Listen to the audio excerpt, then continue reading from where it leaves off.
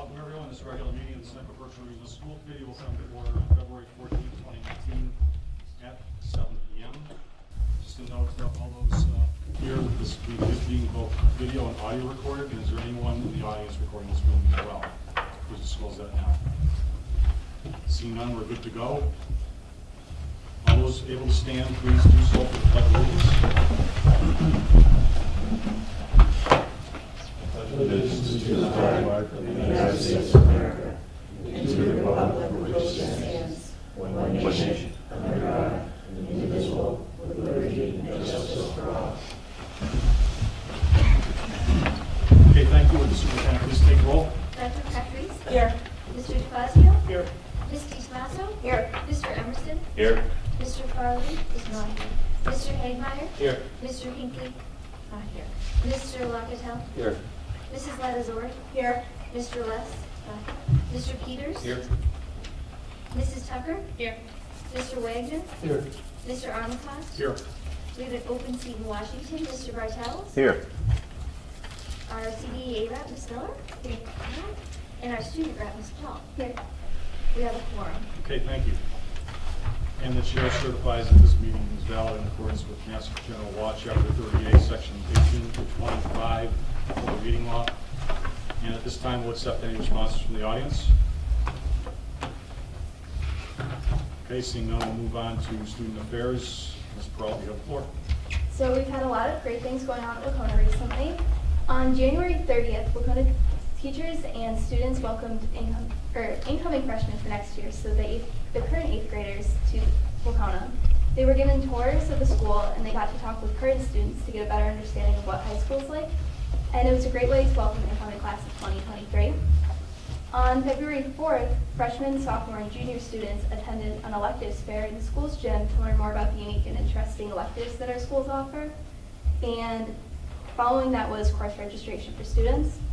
And then today, which was the highlight of the day for sure, was our annual civility assembly. It was our 22nd annual, and it was led by Mr. Bradshaw, which is our Latin teacher. It was overall such a great day. All of the students really enjoyed it. We come together to celebrate kindness and just the community that we felt within our school.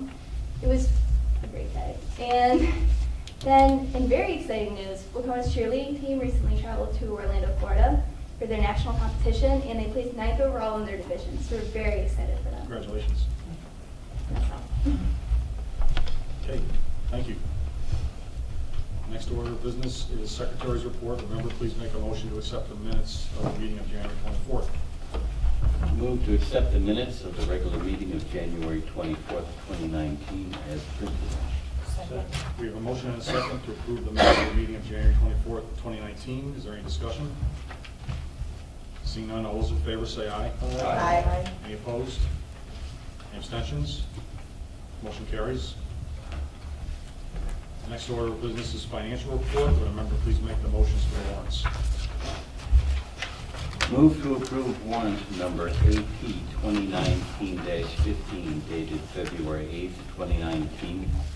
Accounts payable, which has been previously signed, in the amount of $404,440.69. We have a motion and a second to approve warrant number AP 2019-15. Is there any discussion? Seeing none, all those in favor say aye. Aye. Any opposed? Any abstentions? Motion carries. Move to approve warrant number AP 2019-15B dated February 15th, 2019. Accounts payable in the amount of $422.38. We have a motion and a second to approve warrant number AP 2019-15 Bravo. Is there any discussion? Seeing none, all those in favor say aye. Aye. Any opposed? Abstentions? Motion carries. Move to approve warrant number AP 2019-15C dated February 15th, 2019. Accounts payable in the amount of $638,623.34. We have a motion and a second to approve warrant number AP 2019-15 Charlie. Is there any discussion? Seeing none, all those in favor say aye. Aye. Any opposed? Abstentions? Motion carries. Move to approve warrant number PR 2019-16 dated February 7th, 2019. Payroll in the amount of $624,571.65. Second. We have a motion and a second to approve warrant number PR 2019-16. Is there any discussion? Seeing none, all those in favor say aye. Aye. Any opposed? Abstentions? Motion carries. Move to approve warrant number PR 2019-16D dated February 7th, 2019. Accounts payable in the amount of $114,673.66. Second. We have a motion and a second to approve warrant number PR 2019-16 Delta. Is there any discussion? I have one question. What does the OBRA stand for? It's called, may I answer that? Yes. It's called OBRA, Yeah. and it's a mandatory retirement, Massachusetts mandatory retirement for part-time and seasonal employees, so they have to contribute to something. Thank you. That's the end of the warrants. Okay, thank you. No, oh, sorry.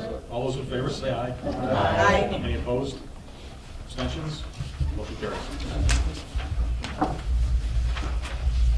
Okay, report of the chair. 3 things up here. As the superintendent pointed out, we still have the town of Washington School Committee vacancy. There is a 7-town advisory meeting next week, a week from tonight. And what's on that agenda is the budget for tonight and also the Wacona building project. And then the municipal representative meeting was here this evening at 6:30. No one showed up except our current municipal representative, myself, Mr. Locatell, and Superintendent Kazna. So we're going to be putting forward a letter to the state requesting that we continue with John, and I think they can designate that as such. So we'll wait till we hear that. That's all I have. If the committee, there's no objections, we'd like to move the Wacona building project up. We have the OPM and architect with us here tonight. So with that, we did have the meeting tonight with the Wacona building committee, and they approved this project to go forward to the MSBA in terms of the schematic, in terms of the budget, and in terms of any proprietary items that we want to move forward into that building, such as the alarm system, I guess, and a couple of other things. But we're here tonight to approve the budget to go forward to the towns. So that's what, tonight, getting past this, will kick off. The superintendent will then issue a warrant or issue a letter to the towns with the election warrant, and that would be for April 6th. All right? Just a reminder, the community nights are coming up. They're on March 5th and 7th. If you have any suggestions as to how to get the word out, if you're in, I'm looking at Barbara, something, if you're in book groups or groups in your community, we have a trifold pamphlet that we can give you plenty of copies of. We're going to have a 1-page newsletter. So we welcome the suggestions. You know best how to reach your individual communities. Just let us know. We have ideas, but we are open to more. Okay, so you're basically going to see the same presentation that the school building committee saw today, so we'll turn it over to Skanska and DRA. Good evening. Carl Franceschi with DRA. Good to see you all again. We'll go through this fairly quickly, but we want you to make sure you understand what you're voting for and what's proposed for the new high school. So these are the topics we touch on. We've obviously, and as was mentioned, the building committee's been at this a long time, some 2.5 years, I guess it's been. We've been on, just over a year ourselves to get us to this point, but we wanted to recap what's ahead starting today. So there's this list of meetings you want to share. So that's it, Skanska. This is kind of the outline for the next couple of years. So that'd be MSBA submission is due on 2/20, which is next week. So hopefully everything's approved when we make that submission. There'll be a meeting in Boston with the MSBA to review that, called the FAS meeting in the middle of March. Your community vote on the project, April 6th. And then the MSBA board meeting where they formally approve everything will be on 4/10. The next item is a 120-day period from when the MSBA approves it at 410 to when you guys have to move forward with the project, have it approved. We can ask for extensions, but if that lapses, then the project goes away. We'll start into design development as soon as it's approved by the MSBA, 410. That runs through the fall. We will also start with procurement of a construction manager at risk after it's approved in April. After we finish the design development, the DRA moves on to the 60% construction documents. These are all deliverables mandated by the MSBA, that design development is 60%. When we start the 60% construction documents, we'll start the early bid documents for concrete, site, and steel. The idea being that we can start in the spring of 2020 with physical construction on site, excavation, foundations, and structural steel. All these guys finish their design. And then we have two more deliverable dates, 90% construction documents, 100% construction documents. 100% construction documents are what everything else will be bid off, drywall, roofing, electrical, plumbing, et cetera, et cetera. So that's what you see, the 100% bid documents. Start construction. We're targeting 3/19/20, which is a little more than a year from now to start construction. And then substantial completion of the building would be in July of 2021, which is about 17 months. We think that's achievable.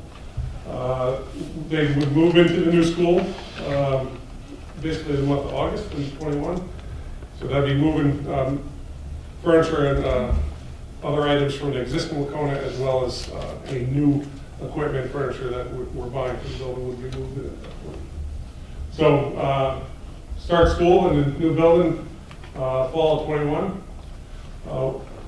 After we finish the building, we have to tear down the old one, and there's a couple playing fields that we have to build. I don't think we are going to be able to get the planning, the lawns down in fall of 21, so that's why I show it going to 22. And we told the administration that they probably couldn't use those fields until at least the fall of 22. And then there's usually a 6-month period to close out the job. MSBA will audit the job. There's a lot of submittals, warranties, things of that nature. It just takes time to do. So that brings us into 23, early 23, when there's a bow tie and everything, and we're done. Any questions?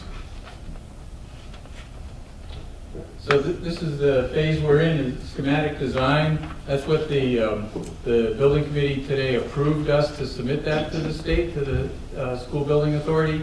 And basically, these are the three main items in that submittal. That this at this point in time is defining the scope of the project, the budget of the project, and the schedule to the state. And in reality, this becomes a contract between the district, the school district, and the state as to the size and quality of the school that's going to get built, the cost of it, and the schedule that it's going to be constructed under. So those are the three essential items. And this is all the material that backs that up. We brought copies to sort of share with you what this looks like. It's a fair amount of paperwork. So this is the binder, the schematic design binder. It has a lot of chapters and a lot of pages in it, and then the set of documents. At this time, this is a half-size set, but it's half-size meaning physical size. It still has all the drawings, some 100 drawings, architectural, structural, all those sorts of things are in there as well. We also have outline specifications in that binder. And there's also a separate submittal that goes to the Department of Education for their review of the special education components to the project as well. And just to briefly go through that. So the special ed submission to the department, to DESE, is exclusively looking at the location, size, and type of special ed spaces in the proposed school.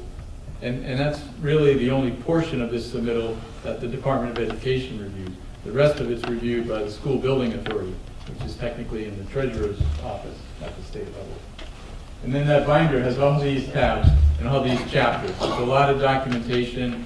A lot of it is a summary of what we've already done to date in the earlier phases, the education program, the analysis of existing conditions, and those kinds of reports. But it also has, obviously, the new plan, the proposed plans and site plans, and all the systems descriptions of the various components of the building are all laid out in narrative form in that document, including things like every single room is specified as to what does a typical classroom look like, how is it furnished, what are the materials, what are the infrastructure requirements to every single space in the building. These are the so-called room data sheets. So it's very comprehensive. It gives a lot of material for the state to review, but it forms a very good definition of the scope of the project. We do give them a thumb drive too, so it's all electronic, and we can give you a copy as well. So in addition to the hard copy, you can have an electronic copy. One of the items that particularly interest to you as a school committee, that the education program and the space summary form gets resubmitted at this time again, just to again enumerate every single space in the building. How big is it? How many of them are there? And the items that are highlighted in gray here are any of those spaces that have changed in the design since the previous submittal. And they're so, particular about it that even if it's changed by 5 square feet in size, we have to flag that, and then we explain it in a narrative that's attached to this submission as to why things have changed. The reality is that even though there are many lines that are highlighted in gray in this form, very little has changed programmatically. This project has developed in a very straightforward way from the visioning sessions to the conceptual design to where we are today. So I think that speaks well of the district and their ability to sort of enunciate their requirements and their desires to us early on, and we've been able to follow through on that. So just to give you a quick summary of the design of where it stands, again, it hasn't changed much since we've previously shared it with you. This is the site plan of the school, the high school property. Here's Old Windsor Road at the top. I know it's very faint, but the existing school sits right about here. This is the new school, which is located primarily on the baseball field to the east of the existing school. The layout is going to work in such a way that there's still a dedicated bus drop-off right here. And then there's a separate drop-off for cars on this side. Both of those access points bring you into the main entrance of the building right here, which is immediately adjacent to the administration, so there's good security. There are large parking lots here, one dedicated to students, one dedicated to staff, a separate area for visitors by the front door, a few spaces for staff in the back, and some handicap parking, and an access road and an emergency access all the way around the building as well. Service is back here. And then once the building is constructed and can be occupied, obviously then the existing building can be demolished and a new baseball field, obviously, to replace the existing one. But this plan, because this building is more compact than what's there today, we actually gained some green space here. So there's one new field entirely here, rectangular soccer, lacrosse field, and then recreating the practice field that's here. In addition to the existing soccer field, the junior varsity baseball field, the football and track, those remain in their current location. So there's a net gain to the green space. And there's basically a replication of the number of parking spaces that exist today in the future. But we do gain a significant number of additional parking spaces along these driveways, for special events, football games or an event in the gym or the auditorium, to add to the parking inventory as well. So we've been careful to recreate. Yes, sir. I thought we were going to do the girls softball back It was rethought, that this was the plan and that the My current girls understanding softball would be here on Nessacus My current side understanding is they're gonna put it where the JV baseball field used to be. eventually. And it's gonna be a project that's done in-house, not part of this project. Yeah, Okay. yeah. So this dashed line, by the way, yes, around the site is sort of the limit of work here. So this project of constructing a new high school in these fields is limited to that area. We're not touching as part of this project the football field, the track, or the varsity soccer, or the, what's called the existing JV baseball field right now. So we're trying to be judicious with the expense here and keep it to what's needed to construct the new high school. Here's the floor plan of the building. Again, it hasn't changed significantly from the earlier concept diagrams. To orient you again, here's the main entrance. Those parking areas and drop-offs are in front here. Old Windsor Road is parallel to this angle here. That's where the angle comes from, actually. The rest of the building is sort of parallel to the rest of the geometry of the site. So it's a very efficient, sort of compact layout. And it's organized around this student commons area, which is more than just a cafeteria, more than just a dining area. It's really, the name implies, almost more like a college kind of student union, student commons space for gathering before class, after class, during school, and it also obviously serves as the lobby, both to the gym and to the auditorium on the first floor here. So it's going to be a very active, multi-purpose kind of space. The administration area is here, as we noted. It's kind of a double-use space in the sense that there's a front door for visitors and one side to this administration, but there's sort of a student side to a student support center back here, where guidance, adjustment counselor, psychologist, nurse would be. So they're sort of co-located here for efficiency and for privacy as well, for students who access those services. There's a common reception area here. Then the center portion is the auditorium, backed up by the music band rooms back here, full stage, 550 seats in the auditorium, so it's replicating what the seat count today at Wacona. And then, as we said, this area, the student commons, is one of the functions is obviously a cafeteria, so it's adjacent to the kitchen, which is adjacent to the service area, receiving area here. And then the academic portion is organized along this main corridor in 2 classroom clusters, and that's repeated on the second floor. Each of those classroom clusters have a variety of spaces. This was really grew out of almost directly out of the visioning sessions, where there are full-size classrooms, basically half-size classrooms, which you could call seminar rooms. There are special ed spaces distributed here. Notice that the science labs are distributed in the building. They're not all grouped together, so that each classroom cluster does have a science lab. There are teacher planning spaces here. And then the other feature is this central open collaborative space too. So it's kind of a breakout space for projects, for other kind of special sessions, and is a flexible sort of space that accesses each of these classrooms in the cluster here. And then there are also small group rooms that are directly accessible from some of these adjacent classrooms. So if, for instance, there are co-taught classes and there's a need to have some supplemental instruction, an aide can deal with that student directly from the classroom into one of these adjacent spaces.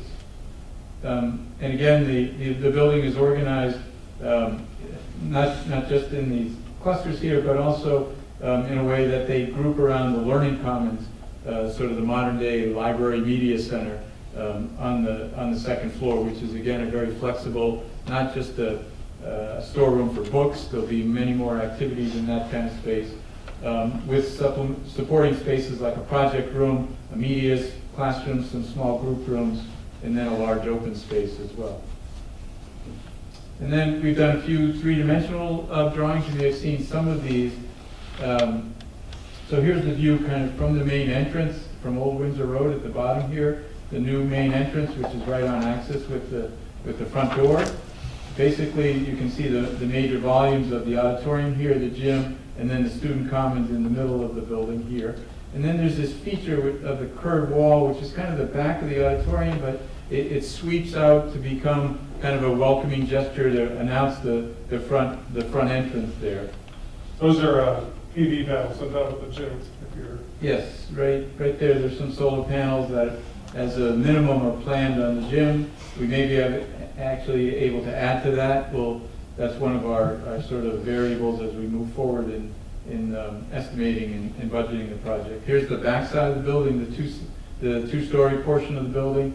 These are insulated precast concrete panels and then glass windows, sort of generous areas of window. We're very conscious of trying to use the amount of glass judiciously so we get a lot of natural light in, but to do it in a way that is positioned. These are south-facing, which is the best orientation for classrooms. We can control overheating, but we can get passive solar heating in the winter.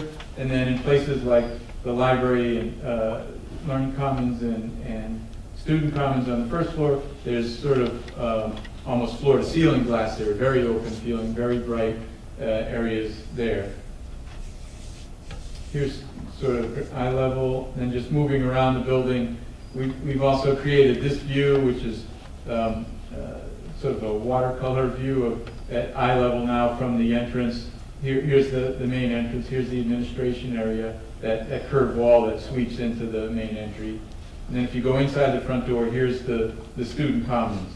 It's a double height space. It's going to be very bright and open and flexible. This is the back curved wall of the auditorium on one side. There's the stair that leads up to the learning commons on the second floor, but you can see right through the building at this level. There's a view to the outside and a lot of natural light coming in. There's a little close-up of those stairs. They're not just stairs to get you to the second floor. They also have a portion that you can sit on, the sort of stadium seating there, to again just sort of increase the flexibility of this space. It could be used at lunchtime, could be used for presentations informally, and so forth. And if we go upstairs, this is taken standing on the second floor. There's the learning commons through a large glass wall there, and then to the right is kind of a balcony overlooking the student commons below. There's the stairs coming up. So it's clearly the heart of the building, this central space. It's we think will become kind of the identifying image for the school and get a lot of use in a lot of different ways that we can't even envision today probably, but looking down the road, I'm sure the school will grow into it in ways we can't even think of right now. And then we also did a view of the auditorium. It's a little dark here because we're backstage. We're looking out towards the seating area. That's an area that will develop as we move forward too, but just to get some sense of what that will look like. It'll have, we think, better sight lines than you have today at Wacona in terms of the slope of the seating there. It has an official control booth at the back and much better technical lighting, rigging, sound equipment than is there today as well. An important part of what we're here for tonight is the budget, obviously. And the way this submittal works is there's a state form, this Form 3011, that the MSBA requires that we use, that districts use, that itemizes, again, all the major categories of expenses, from including the feasibility study and schematic design, which you've already authorized, but then it moves forward to the other phases of the job for fees, for expenses, and then a breakdown of construction costs as well. And it summarizes the major items of the project budget right here, which are basically, you could take those hundreds of line items and consolidate them into these three main categories, you might say. There's the hard cost of construction, the concrete, the brick, the mortar, the steel, those sorts of things, and related, labor and so forth, into the construction cost, which is just under $60 million, $59.5. And then there's so-called soft costs, which are fees and furniture and equipment and related kinds of testing and other expenses, which generally amount to a little less than 20% of the total cost in any kind of project. And then there's contingencies. which, as you might expect, is always prudent in a project of this size and nature, that there are going to be unknowns, there are going to be things that change, unforeseen conditions and so forth that we want to guard against. And so built into the budget is always some level of contingency. In this case, it's about 4%. And so when you add those three together, the total project cost is $72,700,000 plus change there. And it's good to understand that this is kind of the all-in cost. It's, as I enumerated, sort of everything, not just the construction, it's the demolition of the existing building, it's building those new playing fields and parking lots, and buying equipment and furniture to furnish the new building, and paying the fees of all the people involved and so forth. So that's the all-in cost. That does include the 850 from the feasibility study.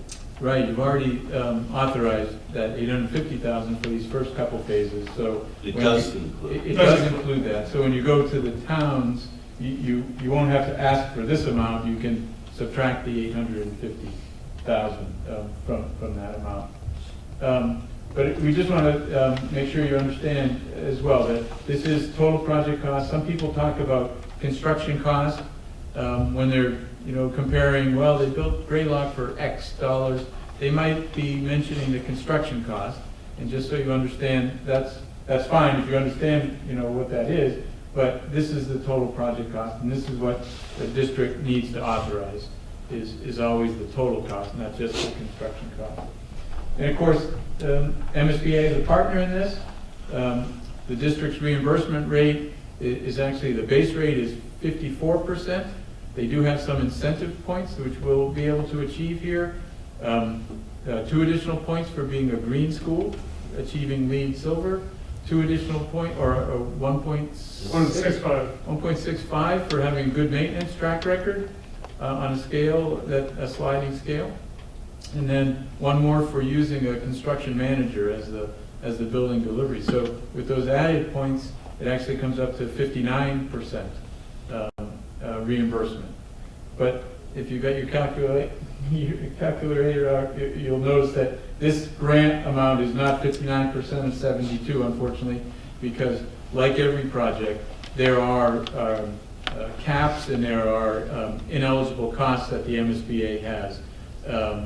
The biggest one being the cost per square foot that they allow. They cap their reimbursement to only $333 a square foot of construction costs. In our building our estimates at this time are more like $480 a square foot. There's a significant difference, and there always is. MSBA has kind of just struck a low bar, so to speak, to have a common denominator for all projects across the Commonwealth. So there's a fair amount of that construction cost, which unfortunately is ineligible for reimbursement. There's some site costs that are ineligible for reimbursement, not because of any particular design issue, but because they put a cap on how much of the construction cost can be allocated towards site issues. And that limit is 8% of the building cost. And that's because sites vary so much across the Commonwealth. In some urban areas, there's not much site at all. There's just a building and maybe some paved playground around it. In other sites out in rural areas, it could be hundreds of acres with a long driveway and utilities and a septic system. And because the site costs can vary so much, they draw a line and say, MSBA says, we'll reimburse up to 8% of the building cost. So there's another chunk of the cost that's not reimbursable. And then there are things like the larger auditorium in the program that are beyond the MSBA space standards by some 1,800. John's got that down because every penny counts, every square foot counts of space that's not reimbursable either. Previously they actually precluded districts from building a larger auditorium, even if they were willing to pay for it themselves.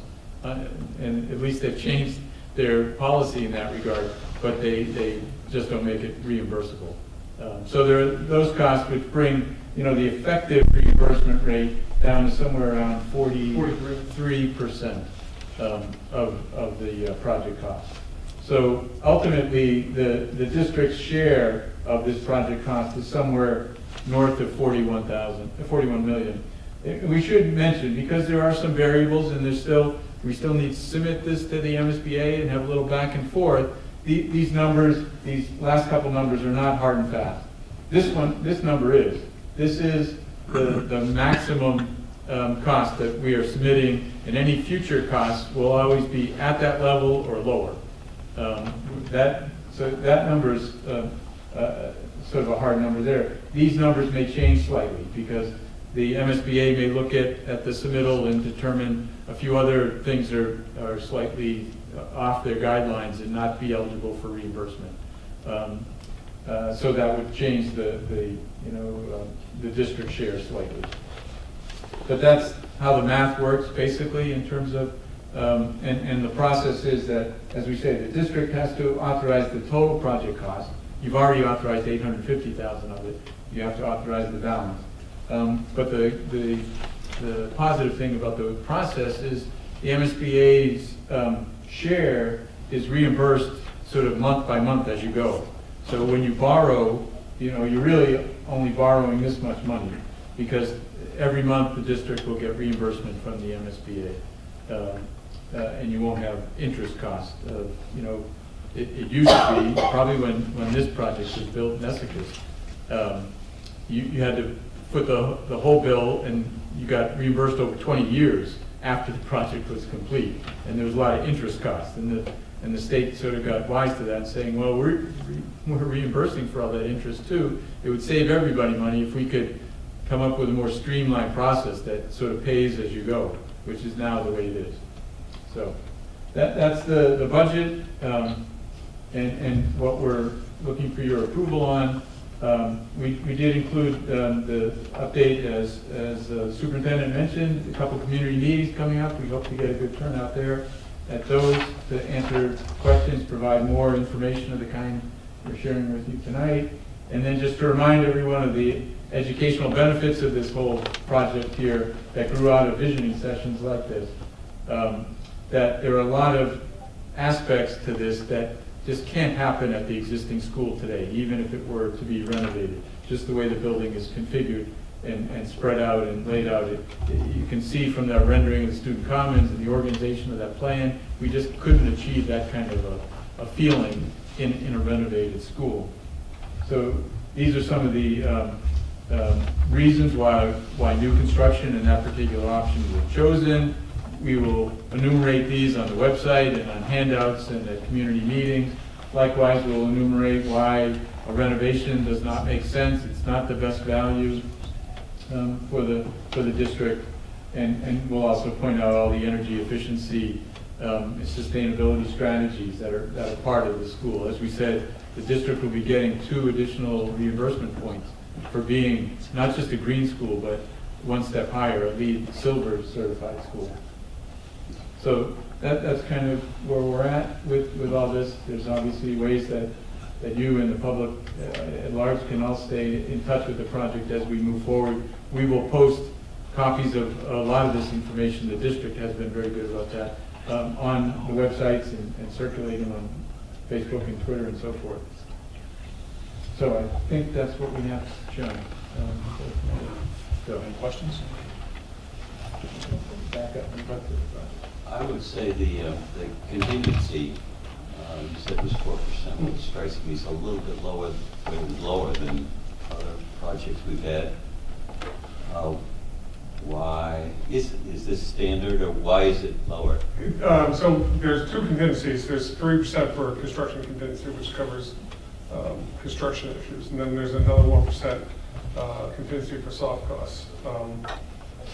That's exact same numbers that we used at the CONIC in Pittsfield, and we're not going to use all the contingency. So the contractor will also have contingency in his number as well. So I think it works. Our experience has been that between 3 and 5% is probably the right range for contingencies on new construction. If we were doing renovation, that number would be a lot higher, probably be between 7 and 10%. Maybe that's what I'm thinking of. Yes. That's one of the advantages of doing new construction. Things are a lot more known and predictable, definable. Yep. I guess your points about what, this is the part, the turnkey cost, that's very important. I Yeah. think to everybody Should watching. understand that, yeah. And it includes demolition, includes site work, includes Furniture, yeah, everything, yeah. contingency, includes everything. Includes moving into the building, you Mhm. know, transporting the teacher's supplies Right. from one school to the other, Yeah. things like that, yeah. And you said there was something about escalation as well. Yes? So that's, We have escalation in the construction number, we have Yeah. 4%. In We this, priced it in today's dollars, and we're not gonna build it until, for a year from now, so when the bids actually come in, we're comfortable with that 4%. yeah, and likewise, built into that construction cost number, the 59 million, is, even though our plans are pretty complete as schematic design, they're not, not everything is in there yet. And so the estimators take that into account too, and they make an allowance for that as well, built into there. So there are protections in that regard for things still to be developed as we move forward. we did some legal There's costs. some legal costs for the borrowing, to make sure you get the warrant and the borrowing issue taken care of properly. I think the money that we've already put in for the feasibility study needs to be highlighted somewhere so people will know that that's already been Okay, approved. good point, yeah.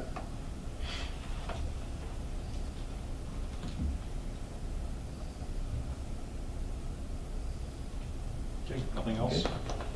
I do have a question. The votes that were taken tonight by the school building committee are also on the school committee. I thought the school committee only had to take the one vote for the final project number. Where you, is that? I'm looking at our school committee agenda. Okay. So it's basically the same things that the school building committee did tonight. And so I'm not sure that we have to do that. No, we definitely don't have to vote for preparatory items, right? Okay. Right. All right, so for tonight, the only vote the school committee needs to take is under Wacona Building Project subtopic E.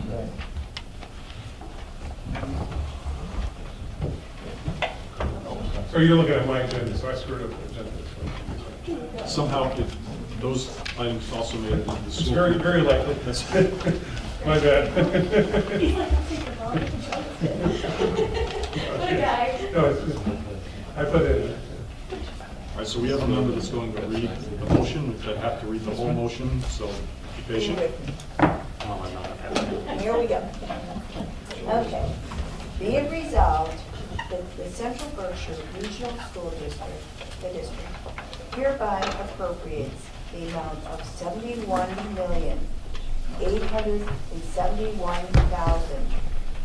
$71,871,107 for the purpose of paying costs of designing, constructing, equipping, and furnishing a new district high school to be located at 150 Old Windsor Road in Dalton, Massachusetts, including the payment of all costs incidental or other related thereto the project, which the school facility shall have an anticipated useful life as an educational facility for the instruction of the school children of at least 50 years, and for which the district may be eligible for a school construction grant from the Massachusetts School Building Authority, MSBA, said amount to be expended at the direction of the school building committee. To meet this appropriation, the district is authorized to borrow said amount under and pursuant to Mass General Law, Chapter 71, Section 16N, and the district agreement as amended, or pursuant to any other enabling authority. The district acknowledges that the MSBA's grant program is a non-entitlement discretionary program based on need as determined by the MSBA, and any project cost the district incurs in excess of any grant approved by and received from the MSBA shall be the sole responsibility of the district, provided further that any grant that the district may receive from the MSBA shall not exceed the lesser of 54 79/100% of eligible approved project costs as determined by the MSBA, and 2, the total maximum grant amount determined by the MSBA, and that the amount of borrowing authorized pursuant to this vote shall be reduced by any grant amount set forth in the project funding agreement that may be executed between the district and the MSBA. Any premium received upon the sale of any bonds or notes approved by this vote, less any such premium applied to the payment of the costs of the insurance of such bonds or notes, may be applied to the payment of costs approved by this vote in accordance with Mass General Law, Chapter 44, Section 20, thereby reducing the amount authorized to be borrowed to pay such costs by a like amount. The appropriate officials of the district are authorized to file application with the Commonwealth of Massachusetts Municipal Finance Oversight Board to qualify under Chapter 44A of the General Laws, the bonds or notes authorized to be issued pursuant to this vote, and in connection therewith, to provide such information and execute such documents as the Municipal Finance Oversight Board of the Commonwealth of Massachusetts may require. The debt authorized by the vote of the committee in accordance with Mass General Law, Chapter 71, Section 14D as a David, shall be submitted to the registered voters of the district's member towns for approval at a district-wide election to be held on April 6, 2019, in accordance with the provisions of Mass General Law, Chapter 71, Section 16, N as in Nancy, and the district agreement. The warrant calling the district-wide election to be held on April 6, 2019, in the form presented to this meeting is hereby approved with such changes as bond counsel to the district shall approve prior to its posting. Okay, we have a motion and a second to for approval to move into the detailed design and construction phase of the Wacona building project. Are there any questions or discussion? I have a question for that. Barbara? My question was about the number that you Yeah. read. It was different than what that number said. So What number did you read? She- we have 71. 71. She netted out 850. The 850 Oh. because we already approved it. Thank you. But you read the number, I want to make sure, 71,800,000. $71,871,107, Perfect. which was verified with Assistant John Huss. Okay. Rick? No, I wasn't. There is one thing that I want to point out, where it cites Mass General Law, Chapter 71, Section 16N, and Section 14D. That's what is enacting us to move to a ballot vote versus a town meeting vote. I just want to make that clear to all. Okay? And that's where it's going to be district-wide, all towns on April 6th. So is there any further discussion?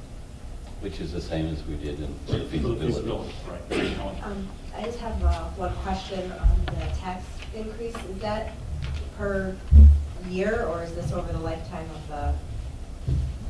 Melissa? So the sheet that was handed out is separated by town, 42 million, 30 years, 4% anticipated interest. The column all the way to the right is per year. The column next to that, to the left of it, is per thousand per year. Can you say that one more time, Melissa? I'm sorry. The column all the way to the right is per year. So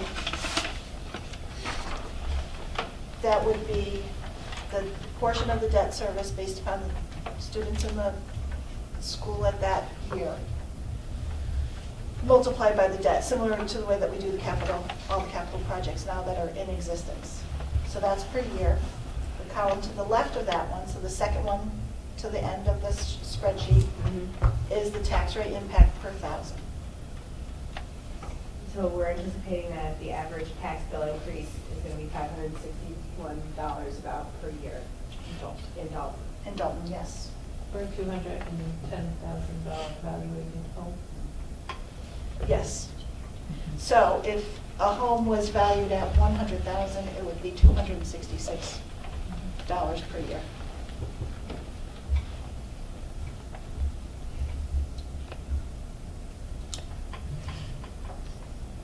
Anything else? No more questions? Okay, all those in favor say aye. Aye. Any opposed? Abstentions? Motion carries. Thank you all. Since I shared it with the school building committee, there are a couple things that I want to go over tonight. I wanted to let you know that the school building committee has actually had close to 30 meetings since September of 2016 when they started, so it's been about 2.5 years, as Carl noted. There's been multiple community sessions, 8 at least, a visioning session, many tours, upwards of a dozen, I think. And there's been support at local events, flyers that have been put out, there's meetings that members have attended. As Carl noted, that we have the website, Facebook, Twitter. You can hear about this in the Berkshire Eagle and iBerkshires. And I think the really important part is if you get a chance to go to the website, there's a folder called Artifacts. That's where everything is going to be. We're trying to move everything into there. A lot of the presentations are on the meeting minutes, so we're going to try to pull everything into that one area. Important to note, the education plan is in there. It's a 26-page document. I'd really suggest that you look that over because that is like the key. That's what came out of the visioning session, and that's how the building is ending up looking the way it does. So that's my own spin on this. Instead of worrying about the heating and cooling system, that's what I ought to worry about. So, okay. So we'll now back up to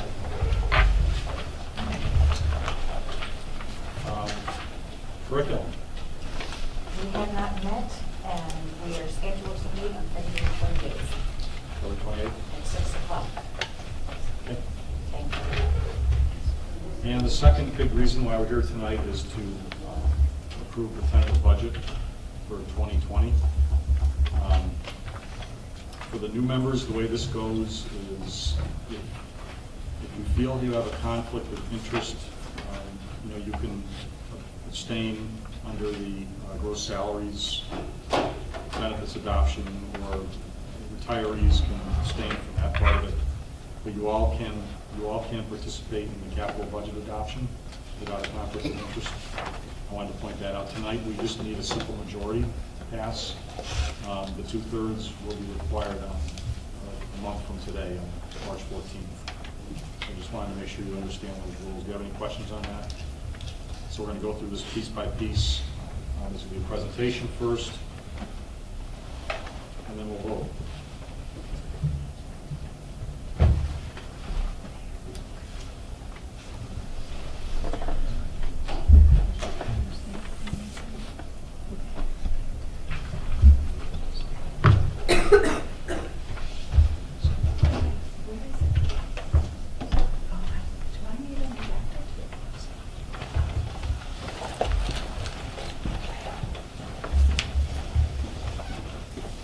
Meeting the doctor.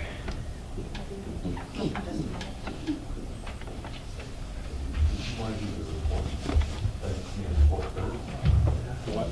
Sure. Fill the air for us. Rich, buy us a few minutes, please.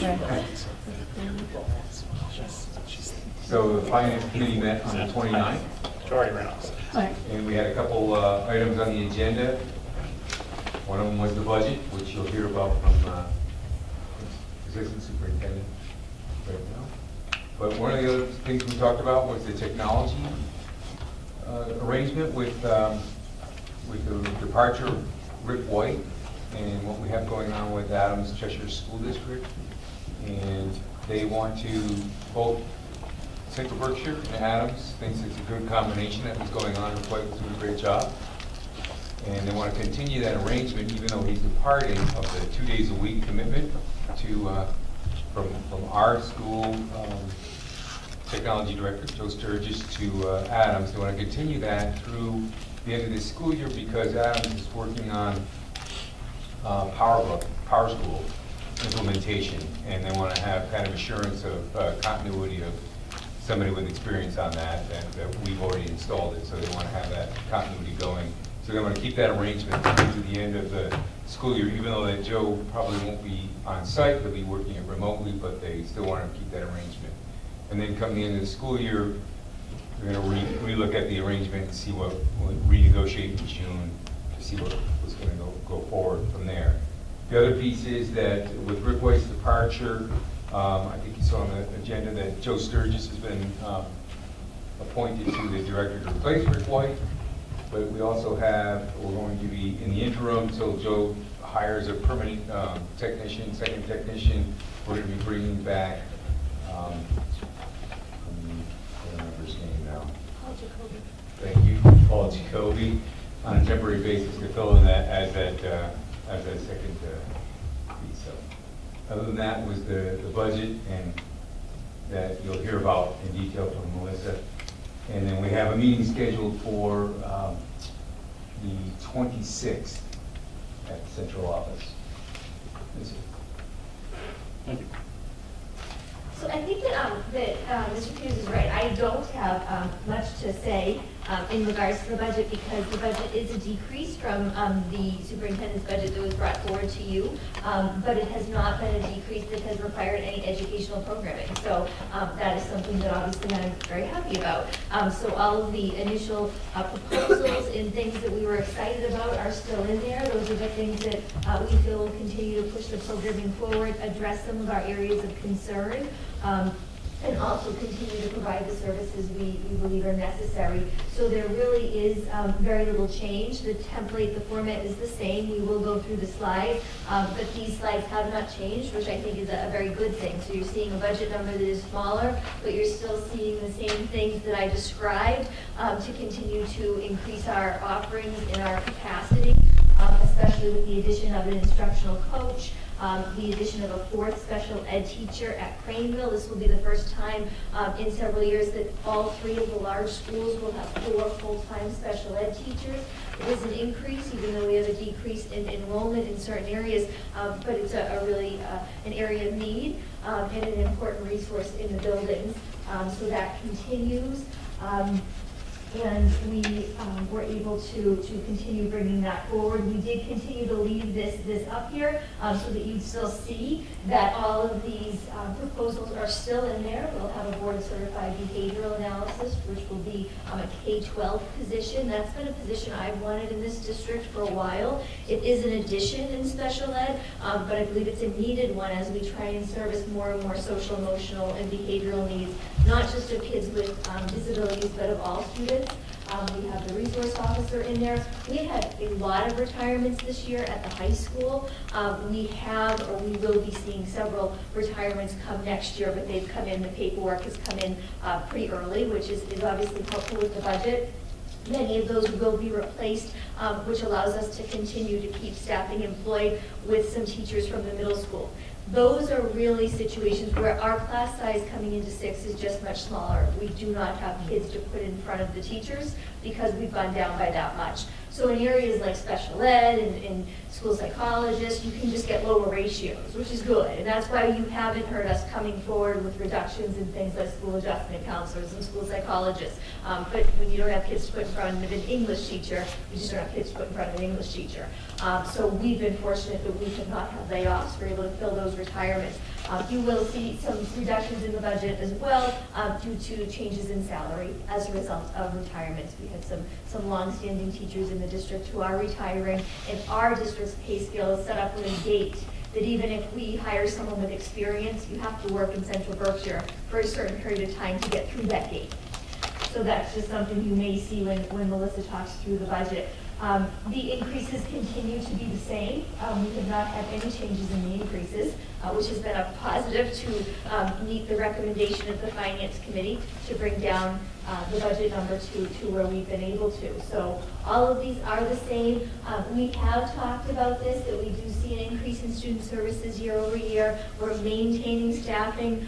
That's not an area that we have made adjustments for declining population, and we are seeing more needs, sometimes from kids we never see in the district, but we are responsible for the funding of those needs. So I just wanted to remind you of that piece of it. But this is the same. The decreases as well. I will let Assistant Superintendent Falkowski highlight any changes, but I do just want to remind us, we have talked before that one of the decreases was the allocation of rural aid. That's our technology. So while technology will look like a decrease, I could see that as a question coming up at a town meeting.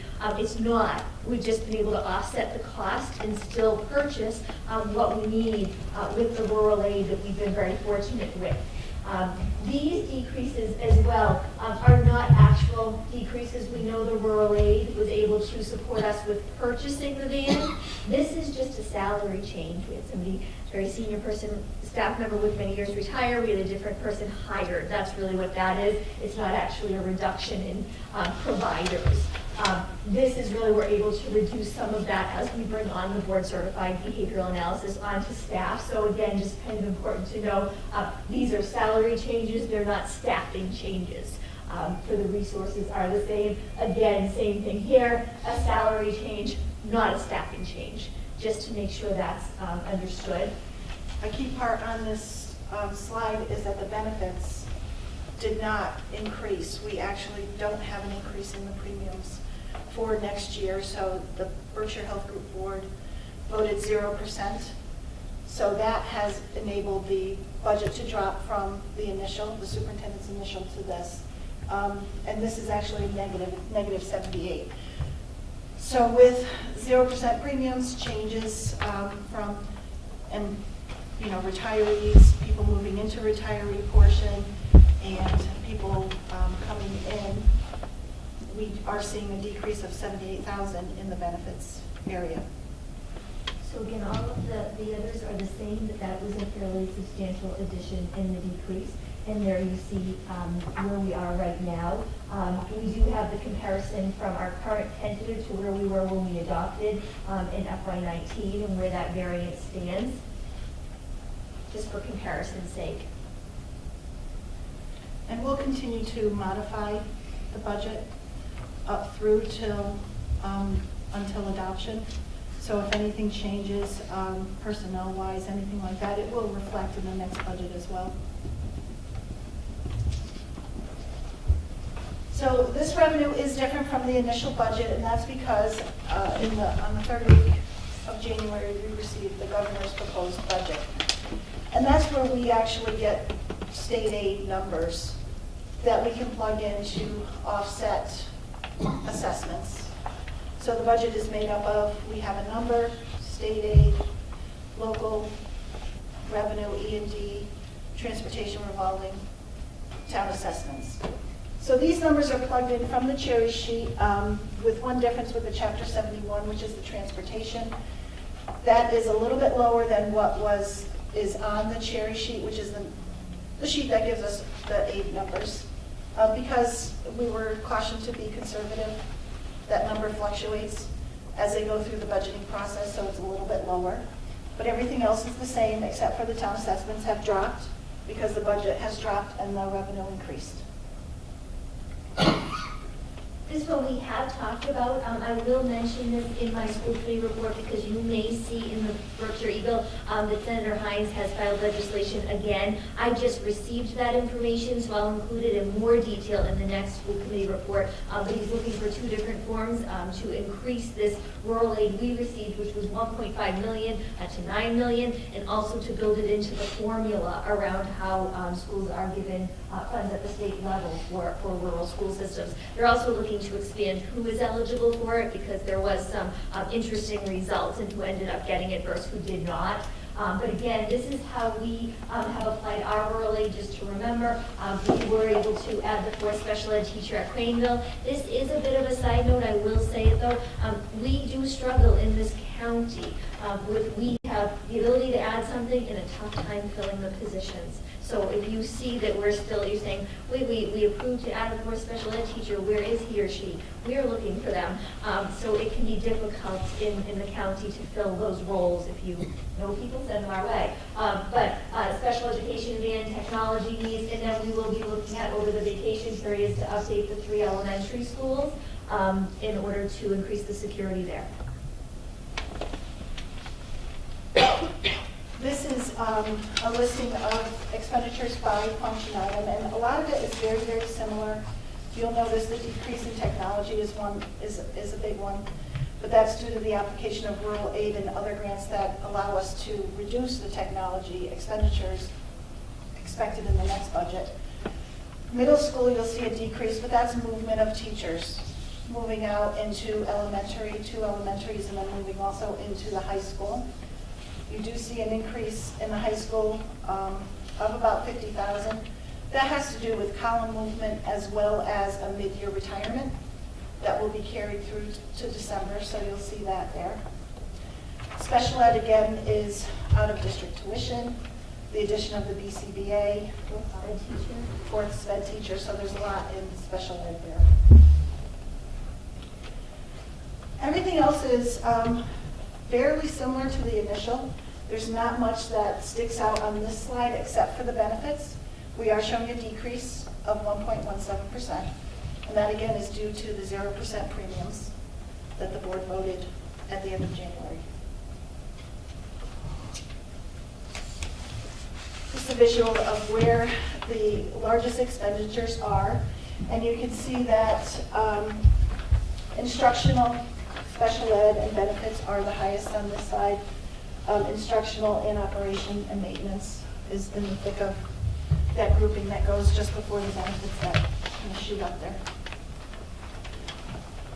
The operating budget is not the only budget that is used to operate this district. In addition to operating funds, which come from the state aid and local sources and town assessments, we also have grant revenues, federal, state, and private. We also have school choice revenues, at least this year. Sometimes we are in the deficit. This year we're not anticipating to be. The circuit breaker, which is student services, special ed reimbursement from the state, athletics and student activities, which stay in that bucket, doesn't go anywhere else, and food services as well stays in food service. So all of these other revenues that total to over $2 million also help the district run the district, help us run the district. So we have a $27 million operating budget, we have a $2 million special revenue budget. So it's about $29 million that we anticipate to use running this district in fiscal year 20. And this graph shows you really where the revenues come from. E&D appropriation town assessments is a big one, the biggest. Miscellaneous revenue, small. All of these are very small, but the biggest are Chapter 70. Transportation reimbursement, town assessments, E&D appropriation, and the revolving fund for transportation as well. So the operating expenses are apportioned by a 5-year rolling average of students in the district from each of the towns, and a percentage is calculated based upon that 5-year, and this is the enrollment that we have going back to 2014 to October 1 of 2018. Here's our average that we will use in assessing the towns, and here's the percentages that correspond to the averages.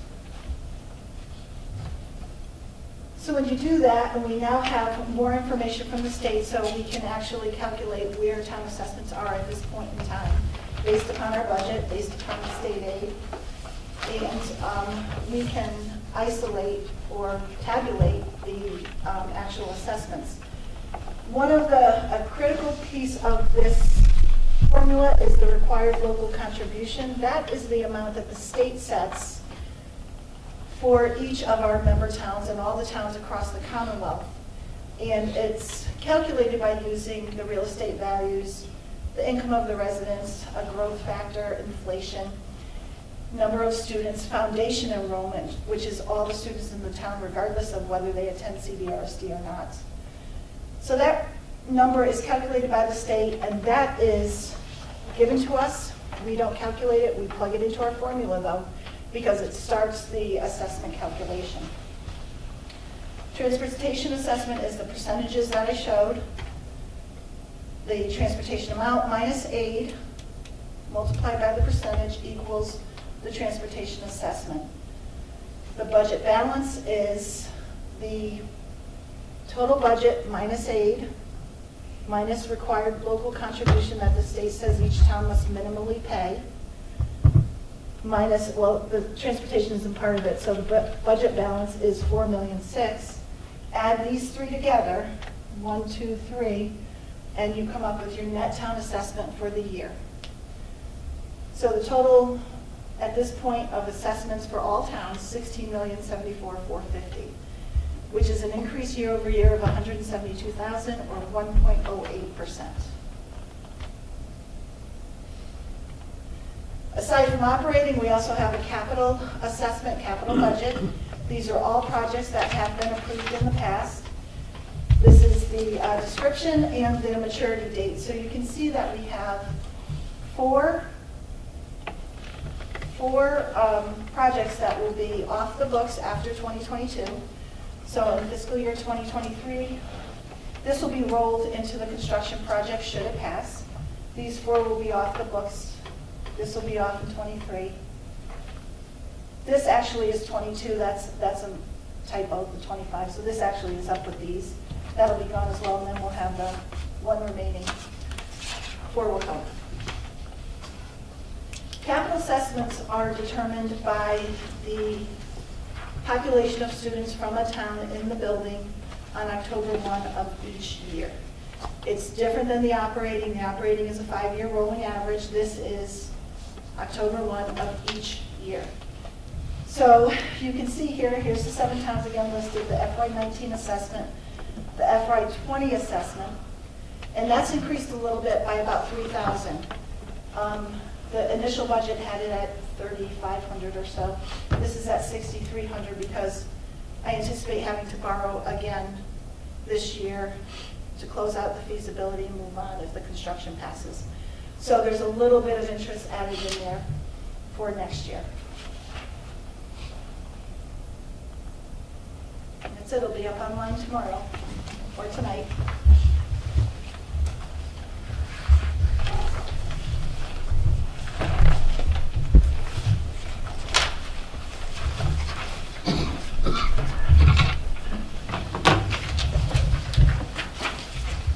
Okay, so we have 4 motions to go through tonight for enactment of the tentative budget.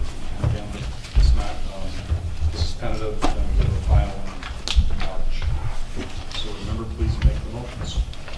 Sure.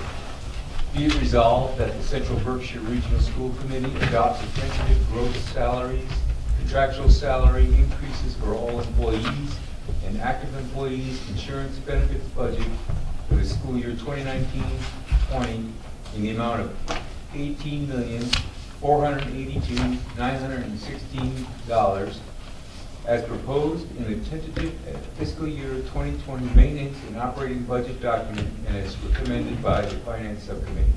Second. We have a motion and a second to approve the tentative FY 2020 gross salaries and benefits budget. Is there any discussion? Seeing none, all those in favor say aye. Aye. Any opposed? Abstentions? Abstain. Abstentions, the motion carries. Second one is the tentative fiscal year 2020 retirees benefit adoption. Be it resolved that the Central Berkshire Regional School Committee adopts a tentative retirees health insurance benefits budget for the school year 2019-20 in the amount of $2,016,255 as proposed in the tentative fiscal year 2019 maintenance and operating budget document as recommended by the Finance Subcommittee. Second. We have a motion and a second to approve the tentative FY 2020 retiree benefits budget. Is there any discussion? Seeing none, all those in favor say aye. Aye. Any opposed? Abstentions? Motion carries. Third one is tentative fiscal year 2020 operating budget adoption. Whereas by its regional agreement, the Central Berkshire Regional School Committee must prepare a tentative budget 75 days prior to the first annual town meeting. Therefore, be it resolved that the Central Berkshire Regional School Committee adopts a tentative gross operating budget for the school year 2019-20 in the amount of $27,684,273 as proposed in the fiscal year 2019 maintenance and operating budget document as recommended by the Finance Subcommittee. Yeah, you have, We need to amend that. you need to correct the number. You said 27,684,648. Oh, sorry. So that's the amount of $27,648,273 as proposed by the fiscal year 2019 maintenance and operating budget document as recommended by the Finance Subcommittee. Is that better? One correction, is proposed in the tentative fiscal year 2020 budget. Okay, let's do this. Strike the motion, read it over again, correct it in both places. Okay.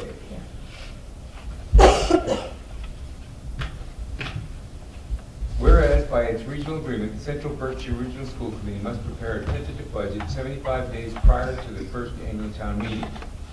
Therefore, be it resolved that the Central Berkshire Regional School Committee adopts a tentative gross operating budget for the school year 2019-20 in the amount of $27,648,273 as proposed in the fiscal year 2020 maintenance and operating budget document as recommended by the Finance Subcommittee. Second.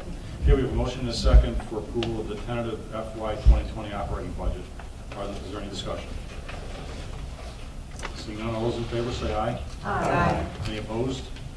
Abstentions? Motion carries. Okay, the last one, tentative fiscal year 2020 capital budget adoption. Be it resolved that the Central Berkshire Regional School Committee adopts a tentative capital budget for the school year 2019-20 in the amount of $379,683 as proposed in the tentative fiscal year 2020 maintenance and operating budget document as recommended by the Finance Subcommittee. Second. We have a motion and a second to approve the tentative FY 2020 capital budget. Is there any discussion? Okay, seeing none, all those in favor say aye. Aye. Any opposed? Abstentions? Motion carries. We have a tentative budget. That's it. Thank you. Okay, now with finance concluding, we'll move on to policy. We do not have a report. Our next meeting will be scheduled for March 19th at 5:30. Okay. Personnel? I have no report. Okay. Safety and wellness? No report, nothing scheduled as of yet. Okay. And we already went through the Ramona building project, so the next up is superintendent's report. Okay, so we're not going to do school choice tonight. We will vote on it at the next meeting. But I did just want to let you know we changed the policy a couple years ago in order to pull back the date to consider applications sooner. So we start looking March 1st and start notifying March 15th. We do have availability to open in all grade levels. We look at a number of 22, K2, and we look at a number of 24 at the 3 and up. It is important to note, we don't open for buildings, we open for grade levels. That way, for example, if I am not able to offer 4th grade at Kittredge, when a family applies, we are able to dialogue with them and say, would you like Craneville? That's just an example. But all grade levels will have room for us to open and stay within our class size guidelines. And we do already. Kindergarten is usually our biggest draw. This year it's kindergarten and 9th already. We have a lot of interest in, so it'll be good to get going on that. I did include my superintendent's memo. I've added that to the blog I keep on the website. These are not like the bells and whistles of the newsletter. They're really just quick updates. It had been feedback I got in the fall when I did a survey about my own practice, just kind of saying, we just want to know like the nuts and bolts. Sometimes we don't know if somebody has changed a position. Could you just let us know that? So I've been trying to do that, and it's been fairly well received.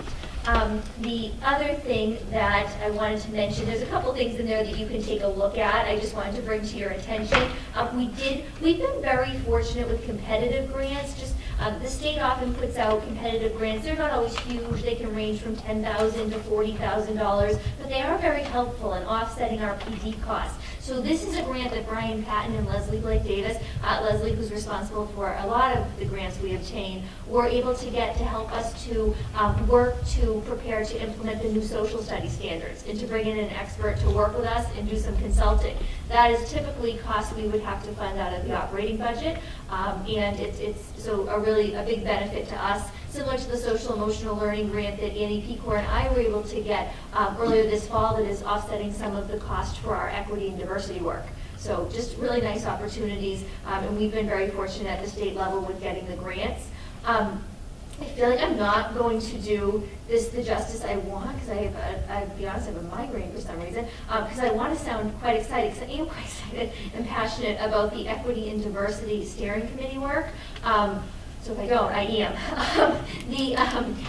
There is so much going on with that, and there needs to be so much going on with that. But in order for it to stay organized and you to feel that it's manageable and we're tracking things and we're not starving and stopping, I am working directly with Gwendolyn Van Sant. So Gwendolyn is the CEO and the co-founder of Multicultural Bridge. She's leading our work at the district level for those who are participating on equity and diversity. But what she also does when she works with an organization is she directly coaches whoever the organizational leader is. Because I need to build my capacity to lead this work. This is complicated work that is going to be long-term over multiple years across 7 different communities, and I need to build my capacity. So one of the things that her and I will be doing is really organizing an action plan based on all of the decisions and ideas that the committees are making. That way we'll be able to track it over time. So that's something that I'm very excited about. She and I are meeting monthly, and then she's facilitating as well the steering committee. I do want to emphasize the steering committee work right now. It meets about once every 6 weeks, maybe a little bit more. There'll be 3 more meetings this year. It's capacity building. So if you didn't make the first meeting and you want to go, you're always welcome, because it's really a training meeting at this point. To those who are there can speak to it, but to build our capacity, what will happen is, and I'm just so floored with the time people have taken with this.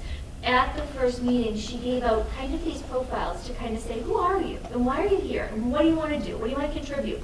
Those, and you should see the responses. I mean, people like, people sitting right here in this room on the committee, Chief Coe, sending in multiple pages of information about how they got to the work and what they want to do to help the district move forward with the work. So an amazing group, but those profiles will be used to create steering committees. The steering committees will do specific work. The big meetings, when we meet from 6 to 8, are really to get training. So you can always go to those. The only thing that Gwendolyn would request, and I would suggest, if you haven't been to one yet and you're going to come, just take a look at the norms on the website. We actually have a section of the website called Equity and Diversity. All the materials from each session are there, as well as a ton of other resources, and you can actually look at what you missed last time. It's not something that's cumulative and that you can't come, but it just would give you that kind of perspective. But just to give you a couple quick highlights, a couple things have happened even since I sent you the email. The World of Difference program I mentioned, it's at the middle school. We are expanding to the high school. I am meeting with a group of students at the high school to try and push out, starting with at the high school, the Not in Our County campaign. That's a new one. We are trying to work with Tyellen Jackson to bring him into our elementary schools. He's a local author, and have some work for Black History Month with him. If you have students in the school, or now even if you don't, You can look on the website and see the principal's memos. Most of our principals have already sent it out. A couple are sending it on Friday, but we're really encouraging families over the break to have a dialogue with their children, watch if it's developmentally appropriate for your child. Zootopia is one option, and if you'd rather watch something that's a little bit more advanced, for higher level students, it's The Hate U Give, and they come with talking guides. I watched Zootopia this weekend with my 2-year-old, and already at 2, she was like, "Oh no, the rabbit!" Yeah, the rabbit's being targeted. So I can't imagine the dialogue that you could have with a 6-year-old, and really, really good.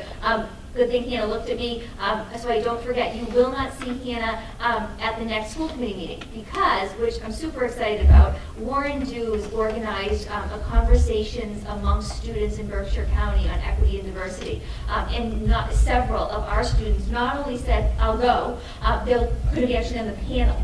So Hannah's going to be on the panel, speaking with other high school students in the county. She's going to be joined by a couple other students from our high school who are also on the Equity and Diversity Steering Committee. I'm going to try and be there, as well as here somehow. Aaron Robb will be there, so Jared Shannon's going, so that's awesome. And Barbara and I both joined the race task force. She has been to the first meeting. I'll be with her in March, which we were excited to get seats at the table. But the only thing that I can't do, there's lots of things I can't do, but I'll try. The only thing I know I can't do, even if I try, and I'm asking for your help with this, I can't know everything that's going on and happening. I'm not on the soccer fields, not in the book clubs, I don't live in the neighborhoods. People are going to tell you things that are happening in this community, and hopefully they'll be more and more likely to do so. It doesn't necessarily mean more things are happening, it means more people are getting comfortable speaking up. If you hear something, tell me. There's a 99.9% chance I don't know. People dialogue with me differently because I'm the superintendent. I'm not a neighbor. I don't live in the 7 towns. I'm not at the baseball fields or the CRA. Please tell me. Bring it to my attention. If I don't know, which I usually probably don't, because there's things you hear and you say, why? Sometimes no one knows, especially our middle school kids. They'll go home on a Friday night, and all of a sudden, somehow there's a conversation, and they'll unleash something that they've been holding on to for a while. We're more likely to know about our high school kids. If you hear something, my other plea to you would be, this has happened to me more than one time, more than I would like in the past month. If you hear something about one of our neighboring districts, something happened at a basketball game on a Friday night, tell me. I or Jared Shannon, if it's athletics, if it's nothing to do with athletics, I will call the superintendent. We have committed to each other to do that. We need to know. So if you hear these things about our district, please, right away. Or another district, tell me, because we need to know. So, and even if it sounds not, we want to know the good, the bad, and the ugly, so we can respond. And then, I think that's the only other thing I was going to say. I didn't include in my report, but I mentioned really quickly, you're going to see some stuff around Senator Hines. He's working really hard to make sure we not only get rural aid again, but likely more. So Hannah's going to have a very busy day. On the 28th of February, oh my goodness, Michael Bonacante and Senator Hines have organized something called Rural Day on the Hill. And students from rural schools and administrators are going down to Boston to meet with Senator Hines and other legislators who have been involved with getting this legislation passed. They're going to have lunch with them, they're going to spend time with them, and really kind of show their appreciation, but also bring attention to the importance of it. And Hannah will be attending. Jared Shannon has a group of students who are willing, but I sent it out as our school committee rep, which is awesome. Hannah responded right away, like, I know about that and I want to go. So she'll be able to tell us a lot of stuff on the March meeting. So that's pretty much all I have. But if you have suggestions, ideas, I'll keep sending stuff out about equity and diversity, but we need all hands on deck for this. You saw how emotional I get about it because my son and Warren Dews' son are best friends, and they have been since Kippers. So when I hear about those things, it hits me close at home. So that's why I reacted the way I did. Anyhow, that's all the superintendent has for this evening. Do you have any questions? Okay, the superintendent has noted several personnel changes, some retirements, some new appointments, and of course, Joe Sturgis, congratulations again on your appointment as Director of Technology. I'm not aware of any old business that we need to tend to, new business, no emergency business. And please, if you've got topics that you want to bring forward to the school committee, let us know so we can add that to the agenda. And at this time, we'll entertain remarks for the good of the committee. Barbara. I just wanted to say thank you for the Equity and Diversity Committee. I think it's a long time coming. It needed to be done. And I look forward to some really tough work. One of the things that we did last time was it's on the website, so you can go access it under Equity and Diversity. Okay. It was the wheel. Just look at the wheel. I won't say anything more, but for me, it was a really good exercise to get me to think about how I fit in the world. And I think we all could benefit from doing that. Okay, anyone else? Yeah, just to add to that, my company has a pretty strong diversity and inclusion program. Of course, it's based in Cambridge, so it's kind of the center of that activity. And they actually include things for diversity like learning styles, personality. So it goes beyond a lot of what we think of as equity and diversity now. There's a whole spectrum, if you will, of equity and diversity. So, diversity and inclusion. At the meeting, that definitely got covered. It definitely went beyond. Oh, did it? That's good. Beyond race No, sorry, I and missed gender that. to religion to a whole spectrum. So it's just generally showing respect for everyone. Some last things that I wanted to note, I said the 7-town meeting, everyone can attend that on the committee. I mean, it's not really a formal meeting, it has to be put up as a public meeting, but it's typically all the select boards, finance committees from the 7 towns are invited to it. We've had a lot of good sessions lately. There are the only 2 topics on it this time, the budget and the Kona building project. So again, that's a week from tonight, so feel free to attend that. It will be right here. And the public hearing, that's going to be on the 28th of February, so 2 weeks from tonight. That's really just the administration rehashing the budget so that the public can answer or ask questions about it if they want. So that there's like the audience part up front, but then they get to participate during the public hearing. We have to open and close that formally. And finally, just one more thing. March 14th is the final budget adoption. If we were doing that tonight, we wouldn't have enough members, so we wouldn't be able to pass it. So I want to make sure that everyone can attend, everyone who's able to can attend. Those who can't, we've got the remote participation that the school committee voted to do many years ago. So if you can call in, we'll set up a phone. Might have your picture on it. But anyway, so just keep that in mind. We have to have at least 12 affirmative votes that night to pass the budget. And for that night, will you send in the copy of the number to call into? We'll make sure that that's all arranged. Thank you. Okay, any questions? Motion to adjourn? Second. Okay. Motion made and seconded. All those in favor of adjournment? Yes. We stand adjourned at 8:32.